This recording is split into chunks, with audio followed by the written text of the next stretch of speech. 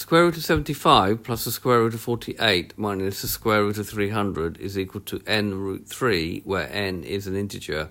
Find the value of n showing clearly each stage of your working. So you can't just put this into your calculator, you need to show some working.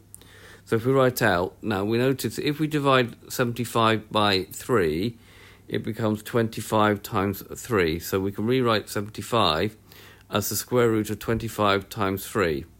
Similarly, if we divide 48 by 3, we're going to get 16. So we're going to add the square root of 16 times 3. And then if we divide this by 3, we're going to have the square root of 100 times 3. Now we notice actually that 25 is a square number, so the square root of 25 is 5. So this becomes 5 lots of root 3. The square root of 16 is 4, so we're going to add 4 lots of root 3.